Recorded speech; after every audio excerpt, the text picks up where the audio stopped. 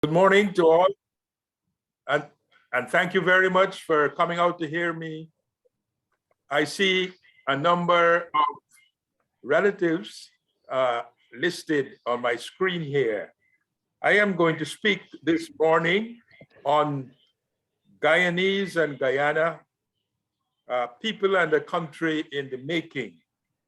When I went to UND in 1963, persons, other students and professors would see me, and they would see other Guyanese, a few others, and they said to me, "We see you looking like an African, and you come from Guyana.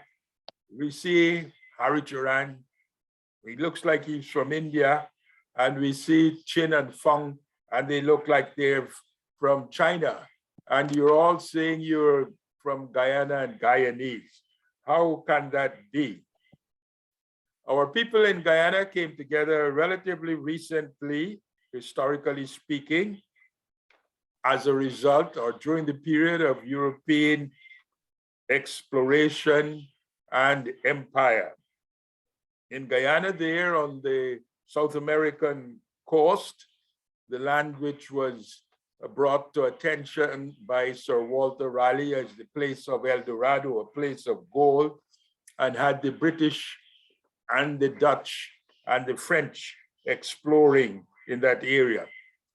So if we think of the people in Guyana, initially they would have been what we call American Indians, Amerindians for short, and then the Europeans came along maybe by 1500, and then by 1600 they started bringing people from Africa as slaves to work the estates. And that continued until about 1806, when the transportation of slaves was stopped by the British. And then in 1832, the British abolished slavery in 1834, and there was a 4-year indentureship transition period. So the estates in Guyana, and one was owned by the Gladstone family.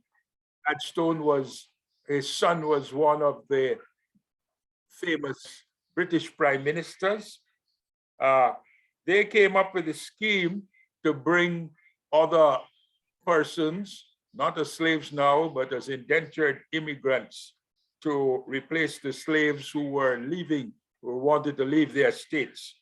And so in Guyana in 1836, we had people from some of the Portuguese islands, Madeira, coming to Guyana to work on the sugar estates.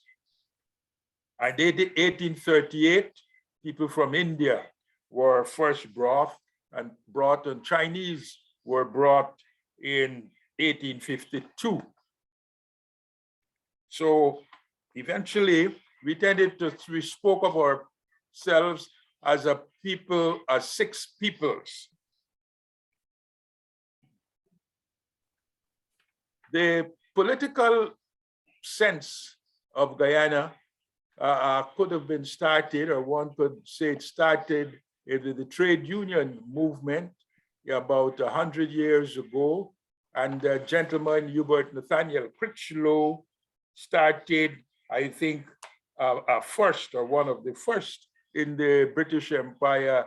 He registered a trade union. He organized the dock workers, the stevedores.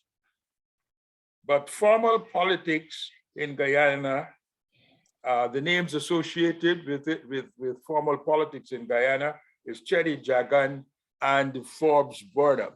Cheddi Jagan was the son of immigrants, and he came to Howard here when he was 18 years old, Howard in Washington here in 1936.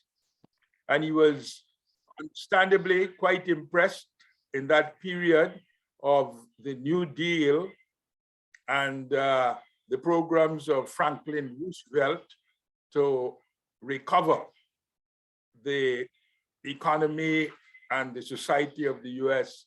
from the crash and the problems of the 1928, 29, 30. So we had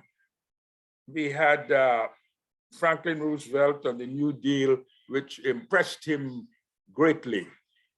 Of note too, whilst he was here, he met and fell in love and married Janet Rosenberg, a Jewish young lady who later was established was not of the family, the Rosenberg family that were known for as being spies for the Soviet Union in that period. So they returned to Guyana in 1943, and Cheddi Jagan set out on political activities. And he first put together the Political Affairs Committee, which included himself, his wife, a young man at the time named Ashton Chase, who is still alive. He's about 96, 97 at this time, and another gentleman who was significant at that time, whose father was white and mother was black, a mulatto gentleman. So that formed the PAC in 1946, and in 1950, they formally established the People's Progressive Party. It had been made known to them, and they learned of a young Guyanese lawyer, an Afro-Guyanese lawyer, Forbes Burnham, recently returned from the United Kingdom. And he was encouraged to be a member of this People's Progressive Party. And indeed, the chairmanship was offered to him, and he became chairman of the party. When politics comes to a place, the political parties would form on pre-existing social groupings. And eventually in Guyana, we have had, after Burnham and Jagan split, after Burnham moved away from Jagan in 1955, we ended up with, and still are largely formulated politically, with most of the Indo-Guyanese supporting the People's Progressive Party Civic, of which I'm a member, and I'm an Afro-Guyanese, and I've been a leader in that group. But most of the Indo-Guyanese have been hitherto supporting the PPP. And most of the Afro-Guyanese have ended up supporting Forbes Burnham and his People's National Congress. Now, this should not at all be surprising because, as I said earlier, political parties form on other existing social groupings. And in our case in Guyana, the history of our politics since the 1950s and as independence came along is often put as a struggle between the two large groups, the descendants of the slaves, the Afro descendants of the slaves, and the descendants of the immigrants from India.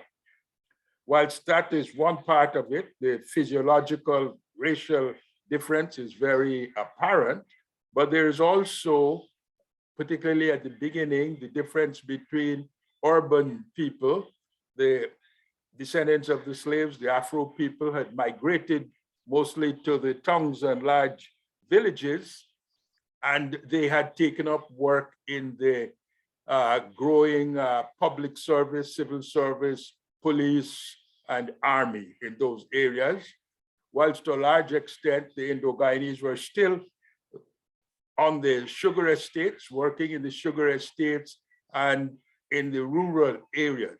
So there's this urban-rural distinction.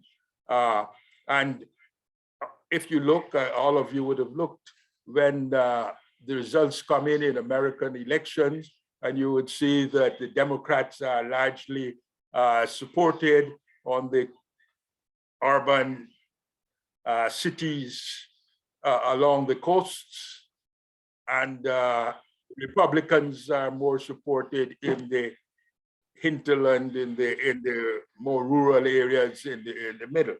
So that is a phenomenon, or that happens. There's also the religious difference. Most of our Guyanese of Indian descent would have been Hindus and Muslims, and most of the Africans were Christians, at least nominally Christians. We have not had in Guyana significant religious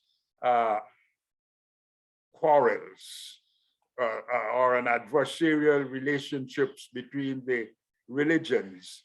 We have not had any significant effects like that. But what has been happening is that most socializing takes place in a religious setting on a religious occasion, births and deaths and funerals and weddings, and on particular religious festivals. Now, it is my position, I think it's reasonable that whilst in religion, in our case, is weak, has been a weak force, it has set the situations for socializing. And in socializing, we get to know people and we develop the strong bonds. So we have a situation, if in our country, I'm asked to recommend someone to be head of the Bank of Guyana or something, I would tend to recommend someone from someone I know, someone from my social grouping, socializing, and it's likely that if I'm an Afro-Guyanese, I would recommend an Afro-Guyanese. It's likely that if I'm Indo-Guyanese, and I would recommend an Indo-Guyanese. Now that kind of thing could be interpreted as being racial. People are behaving racially, but I think that it's more or less reflecting, it is more reflecting their socializing and the people they know. So these are the challenges we have been facing in Guyana, to become one people from very different backgrounds, very different locations. Chetty Jagged, in his book, The West on Trial, notes that when he grew up about 1924 in the Fort Morant sugar estate area, where we still have some places known as Portuguese yard, bound yard, freed yard, and so on. They still have some names from those early days. He said that when he grew up there, he could see Europeans working at sugar, blacks mostly in the factories, running the sugar factory, and Indo-Guyanese, Indian people, mostly at that time working in the fields. And he could see some Portuguese shopkeepers and Chinese and Amerindians, native Indians, and he got the feeling that he was in a microcosm of the world at large. And to a large extent, that's what we used to think of ourselves in Guyana as being a place of six peoples, and with all the challenges of the peoples of the world coming together. We might have been a pilot for the world coming together. Let me say two things of which Guyana and Guyanese might have been known. Many people may know of the Jonestown incident of 1978, I think. But that was, I would say, an American tragedy that happened in Guyana. It was located in Guyana, but it was certainly not of Guyana. And more recently in 2015, lots of oil was found offshore, in the far offshore and pretty deep, 1.5 miles to the bottom of the sea and another 1.5 miles to get to the oil-bearing layers. And that makes for a very new situation in Guyana. It may intensify, it can intensify the rivalry between different groups, particularly between Indos and Afro-Guyanese. But Amerindian Guyanese, the indigenous people of 10%, are the most rapidly growing group, and they are taking more and more social strong positions in our country. I think my time is out, and that's my presentation for today. And I hope that you would have found it interesting. And if you have any further questions or comments to send to me, I think you get my email. I'll be happy to respond to any. Thank you very much. Thank you, Excellency.